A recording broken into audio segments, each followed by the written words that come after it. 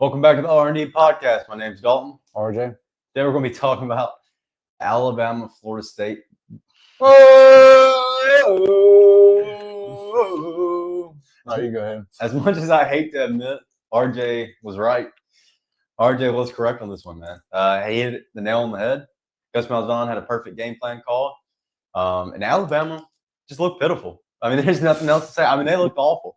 The first drive was about as good as it could have been. Top Simpson did great, really comfortable in the pocket, ran the ball down their throats. You're like, I was at the game, all the Florida State fans looked like a truck just hit them. Yeah. They're like, oh my gosh, this is about to be a murder. The atmosphere was insane. I give it all credit to Florida State. They came out with the fireworks, the traditions, all the fans. I mean, the stadium was packed out. But, I mean, it just, from that first drive, all the Florida State fans looked like shell-shocked, like, oh, crap, like this is about to be bad. And then Thomas Castellanos answers immediately. I mean, Florida State comes back down, they score. And I'm sitting there like, oh, that was really, our defense is supposed to be top 3 in the country. Mm-hmm. They just looked like it was South Alabama on the field. You know what I'm saying?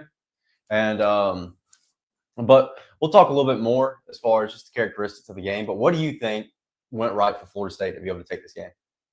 Well, just better, not better coaching, but y'all definitely got out-coached by Gus Malzahn and Tony White. Yeah.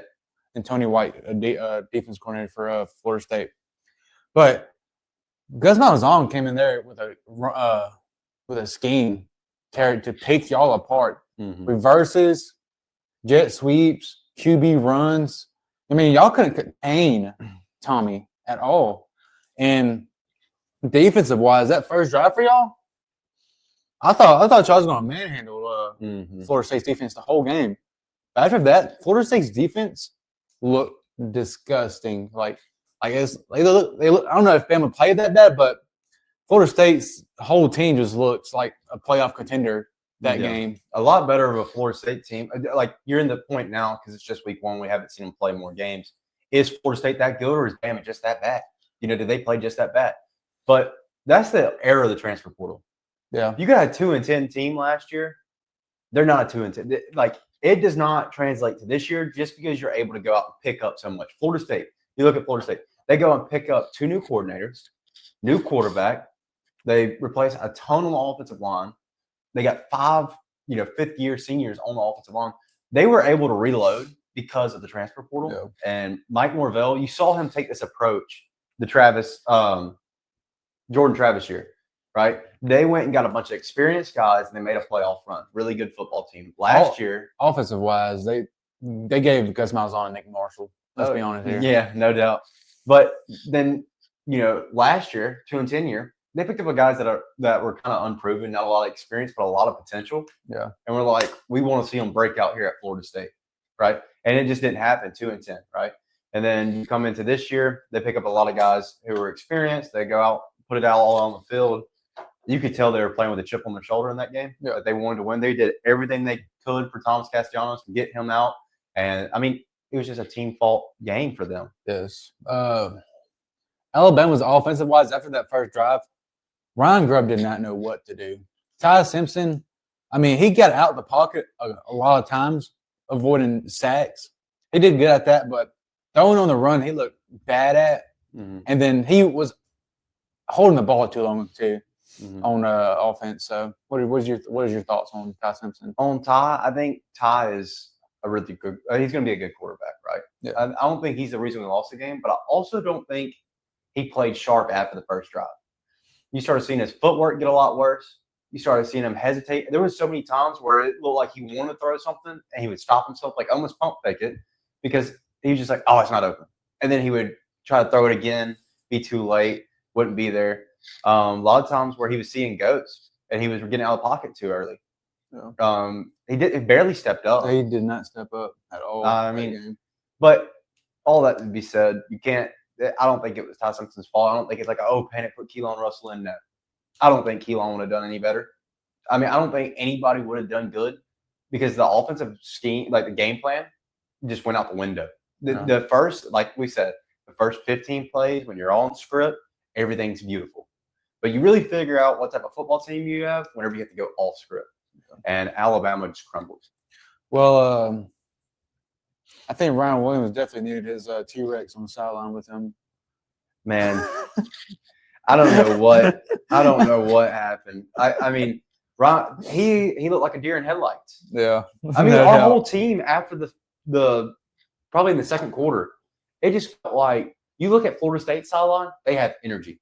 I mean, they're beating us like a drum. It's what 24-7 at that point. Yeah. And they have energy. Alabama looks flat. They look flat the whole game, even in warmups, even coming out on the field. You never felt like, man, this Alabama team's here to play. You know what I'm saying? But overall, just completely flat. Ryan Williams, what, 3 drops on the start of the game, and then another drop later in the game. Then he gets hurt. Like, if you're supposed to be the best player on the team, at some point you got to be like, hey, give me the ball. I'm going to take over. Or Jeremiah Smith, he started off bad in the Ohio State-Texas game, but he ended up turning it around. He still got his 5 receptions and 70 yards or whatever it was. So you never – and Ryan Williams still had a couple of receptions, but the amount of targets that he got that were wide open and bad drops was just not – it just isn't good enough, quite frankly. Bernard and one of y'all's number 28. Yeah, Kevin Riley. They're the only ones that look like they wanted it. Kevin Riley showed explosiveness. He showed he's going to be a good back. Yeah. You can't take that away from him. Did it hurt not having Jam Miller? It hurt a lot. Did it hurt not having Jaden Roberts playing? It hurt a lot. Like, no doubt, because you saw where our offensive line was breaking down. Yeah. But Jeremy Bernard, best receiver in our room. I mean, the kid's likable, and he's good. He's smart. He's the only one. He's the only one that was like, man, you can tell he's trying to win this football game. But he's not showing up from the media like Ryan Williams is. Mm-hmm. He's humble. Mm-hmm. Ryan Williams isn't humble. He had that one. Honestly, he had that one good game against Georgia. The first 5 games, he had pretty good games especially against Georgia. He showed out that game. But after that game, what has he done? Yeah, I think a lot of teams key in on him, and so it's hard to perform whenever a lot of teams, like kind of like Jeremiah Smith in the Texas game last year, 1 reception, 3 yards, but your other receivers perform. And I think that's kind of the same thing we're seeing. But Ryan Williams had a chance to perform in this game. Like, he was double covered. He was bracketed a lot, right? He was kind of a decoy a lot of the times.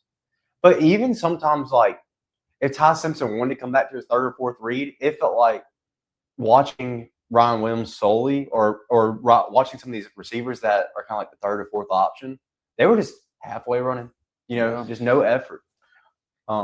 What did you see from this Alabama team that's different from past years, like as far as an effort or a intensity? Dogs. Yeah. Bama's soft now. Mm. Like Johnny Manziel said, no one's fair in Alabama anymore. Yeah. That shit's over. The fear factor's gone. Yes, it's gone. Like it's seeing Bama win throughout all these years. People have it in their minds like, damn, we're playing against Bama. Yeah. They're scared. But that's not the feeling anymore playing against Alabama. Mm-mm. Y'all going to realize there's going to be no more rushing the fields against y'all. Nor maybe y'all rushing the field against other people after this season.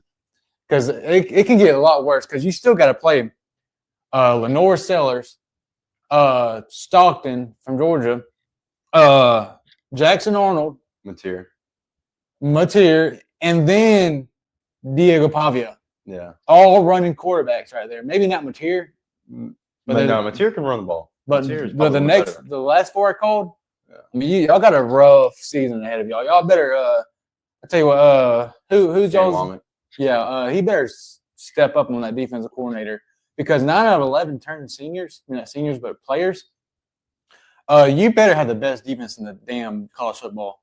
Mm-hmm. And also, that's the reason why I said that Gus Malzahn's going to pick y'all's defense apart. First, you got the same defensive coordinator. Then you got 9-11 returning on defense. And that 9-11 return on defense struggled against running quarterbacks in the run last year. Mm-hmm. And that's why I felt like Gus Malzahn would pick y'all's defense apart. And he did. He did the exact he did it. You know what I felt was the biggest downside for Alabama's defense, like talking from a defensive wise? They look slow. I mean, Florida State outran them to the edge so many times. It was unbelievable. Castellanos got out of the pocket so many times whenever an Alabama player had the chance to make a tackle, but just was not quick enough. It just was not, dare I say, athletic enough, right? Not saying that they're not athletes because they're great athletes. But what has happened, I'm not a strength and conditioning coach by any means, but they look slow. Yeah. I mean, Deontay Lawson, he's coming off a leg injury, and you're asking him to guard a running back running a wheel route. You start him down on the line in the A gap, and you ask him to cover a running back running a wheel route down the sidelines. Like, he's on one leg, and you're asking him to do, like, as a coach's job, you're supposed to ask your players to do things that they can do and that you think they can do, not what they can't do, because that's how you get busted coverages. And so Deontay Lawson gets out there. He gets out there late. Maybe he wasn't in that complete zone, but he still should have bumped to him, right? Yeah. And they have a wheel route running wide open down the sidelines, and there was just no. I mean, there's nothing you can do about it. Yeah. There's no discipline on that team at all.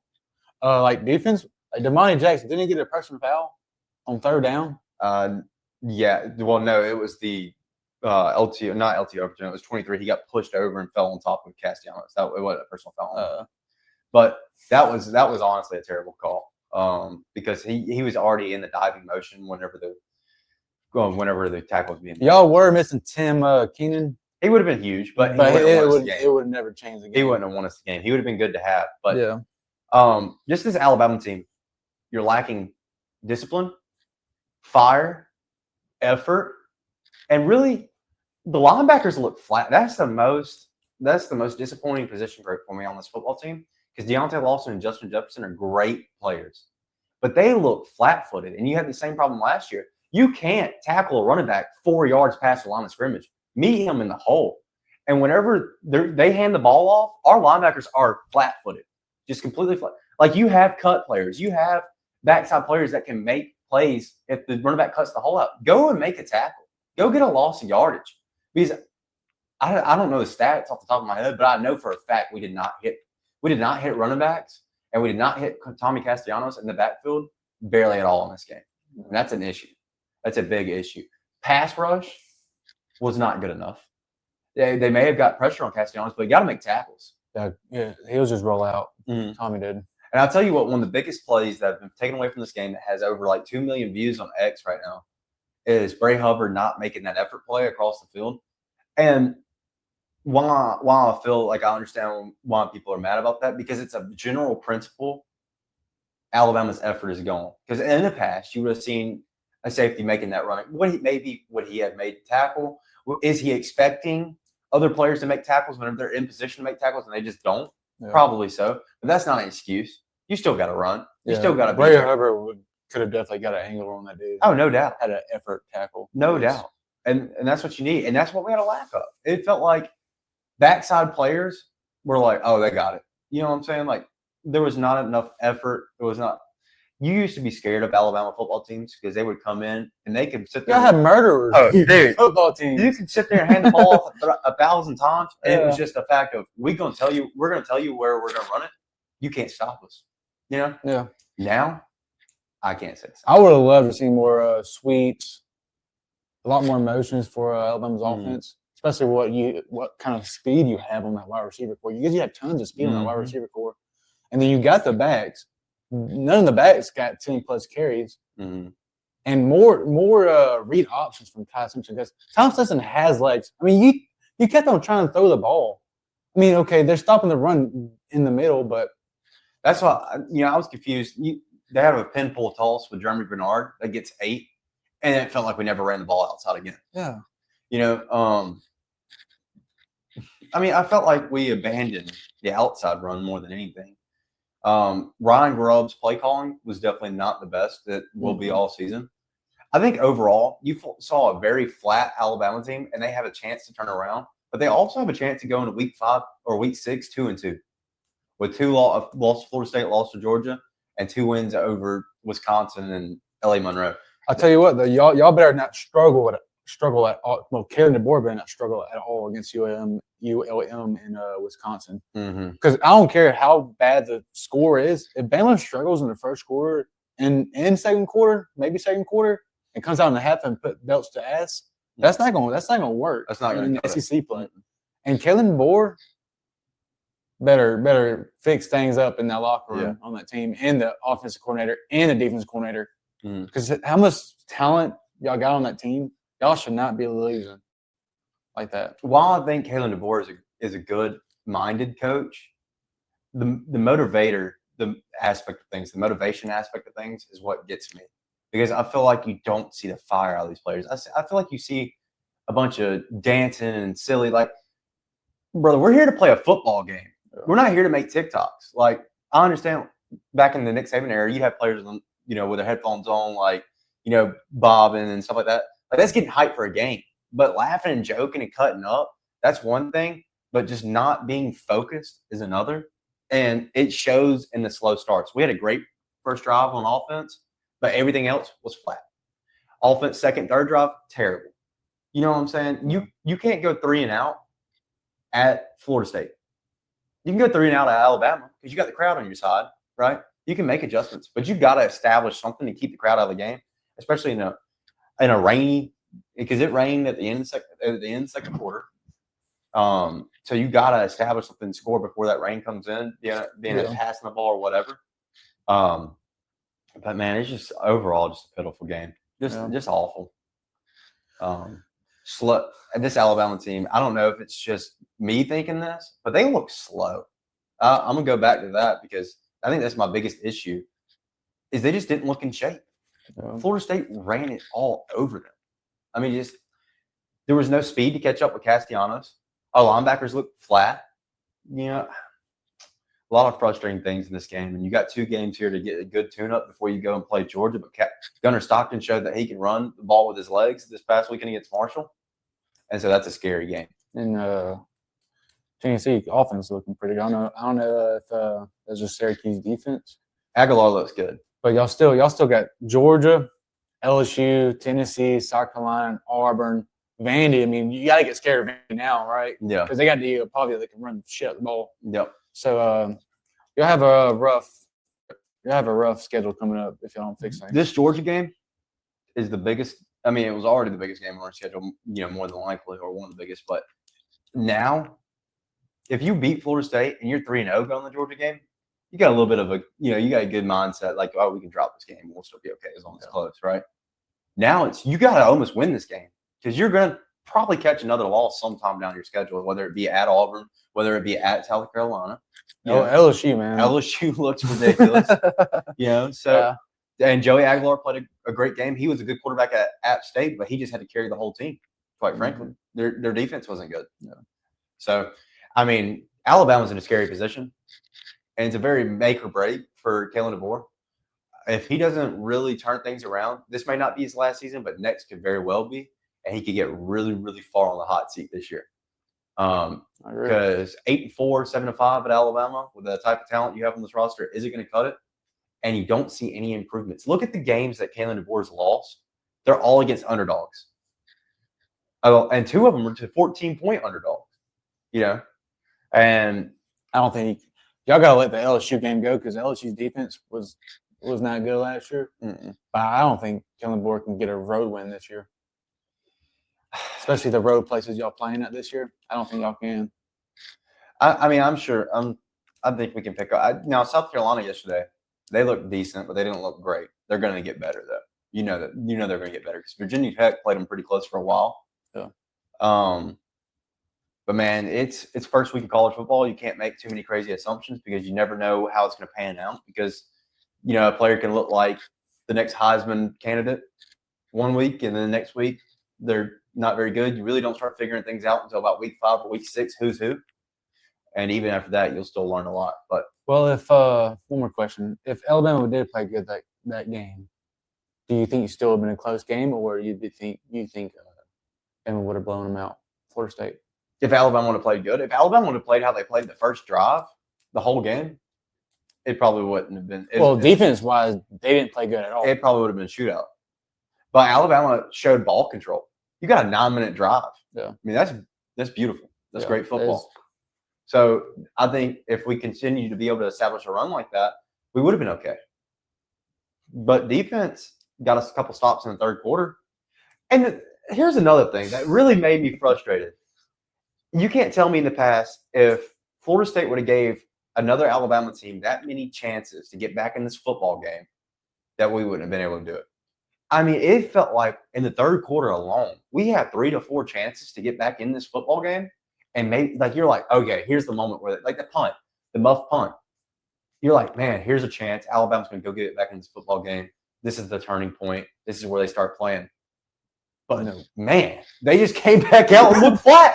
You're sitting in the stands, and I'm so frustrated because I'm like, oh my god, this is the swing. It felt like everything's going against you the whole game, and then just blow up. Just 3 and out. You get a turnover, 3 and out, 3 and out, 3 and out. So Alabama's got to learn how to convert off of momentum switches and continue to run the ball, and just has to be better. It has to take advantage of what other teams give you, because Florida State did that to us, and we didn't do that to them, because they tried to hand wrap the game in the third quarter and give it back to us, and we just couldn't do it. And Kalen DeBoer's got to get a little bit more passionate about him too. On the sidelines, I mean, they put him up on the big screen at the game, and he looks so confused. Like he doesn't know what he's doing out there. Honestly, he's a very smart. He's a smart. I thought when they turn the screen. Yeah, but he doesn't look like it. And there's last year you saw one game where he really got fired up and passionate about calls, and that was in the Georgia game and stuff like that. But we need that every game. It doesn't. I mean, Georgia's beat Marshall 35-0, and Kirby Smart is jumping up in the stands trying to get on some, get on players. I mean, it's just so frustrating to see passion lost in Alabama. You're so used to it. You're so used to effort. You're so used to these teams just getting fired up and going out here and just saying, "Oh, USC's crawling out on the ground," and they're trying to look all intimidating. Alabama slaps them. I just want to say I called it. I told you. I mean, I told y'all about not even about the first time talking about Kalen DeBoer. Yeah, I told y'all. I mean, he has time to turn it around. He's got talent to turn around. He does. There's got to be a culture change. And the problem with that is you can't change the culture in 2 weeks. Yeah. It's overtime. You already had good culture established there when Nick Saban was there. Why did it not carry over? I understand this is DeBoer's program now, but you have a good foundation. You can still build off that foundation that was already there. But now it feels like we've done a whole culture change. There's peace, love, and happiness in the hallway. Like everybody just feels like, oh, it's okay. We lost the game. We're still Alabama football. Like you're walking into games and you're like, I'm Alabama. You're gonna stop playing. You're gonna bow down to me. I'm gonna beat you just because I'm Alabama. That's not how it is. Nobody's scared. Like you said, nobody's scared. But overall, really disappointing performance from Alabama. I could sit here and talk about this game all day and probably say the same thing over and over and over again and really make myself really mad. But you let go of it. You got 2 tune-up games, and then you got to play Georgia. You got to win against Georgia now. Otherwise, this season is going to get a lot rougher, and you're going to have a 7-5 season quicker than you can. Let's say if you win against Georgia, the same thing happened last year when y'all beat Georgia. No, I mean I'm saying you have to have it just for I understand switch. that. You got to have it. But if y'all beat Georgia last year, I mean things went downhill. If you can show something for Ty Simpson in this Georgia game, if he can come out and make it, and if the defense can show up, it just says a lot more for the rest of the year. Then I bet you that DeBoer won't make the mistake this next time, saying, oh, we beat Georgia. Let's continue talking about Georgia until Thursday. No, we got Vanderbilt. You better get ready to play some football. Well, DeBoer last year wasn't used to having back-to-back good opponents. Yes. Yeah. Because he's like Washington. All you had was Oregon, and then who else was in the Pac-12? USC. Yeah. Yeah, you had those 2 teams and maybe one more spread out on your schedule. I mean, but in the SEC, you got to be moving. Every week is a team that can beat you. Yes. No matter who it is. It doesn't matter. Any given day. That's what Nick Saban knew. Any given day, anybody can beat me. Yep. So I'm going to treat every game the same. The biggest thing is Sunday, review what you did wrong in the next game, then forget about it. You got a new team to play. Right. And you just don't see that out of this Kalen DeBoer team, and he's got to make a lot of plays. While I still believe in Kalen DeBoer, I'm not completely sold out on him like a lot of Alabama fans are. Yeah.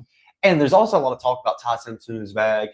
No. You got to wait for a couple games in the season. You don't want to lose Keelan Russell's red shirt. And if Keelan Russell goes in that game, he goes from being a 5-star to a 3-star really, really fast, because that is a crazy atmosphere. And that is a good defense. You would tear away his confidence so fast, it'd be unbelievable. You look at last year with DJ Lagway at Florida. Lagway has not just been this amazing star. No, he struggled whenever he first started at Florida. Now, he got better as the year went on, no doubt. But honestly, the whole Florida football team got better as the year went on. Okay. But Keelan Russell is going to be great. He's the future of the program, no doubt about it.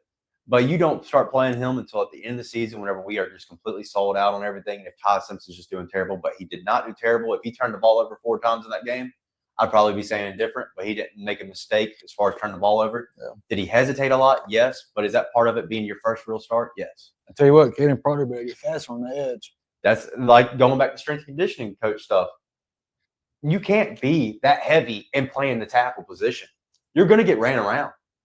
One of our buddies said the other day that Caden Proctor is a great offensive tackle, but his problem is speed. What gives him his worst matchup is he gets a speedy defensive end that can pass rush.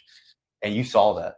I asked y'all, yeah, what's so high about Caden Proctor? Because I thought like he gets beat a lot from fast edge rushers. Yeah. And he did Saturday. I mean, he got embarrassed. And not only him, but the whole offensive line. I think he's really talented. There's no doubt about it.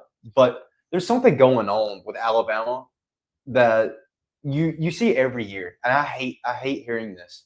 Every year, oh, we're going to be the best team in the nation. Oh, we're this, we're that, we're that. But you talk all this saying that you're going to be so great. Everything out of camp is beautiful. It's all wonderful. And then you just come out and you look like a terrible team.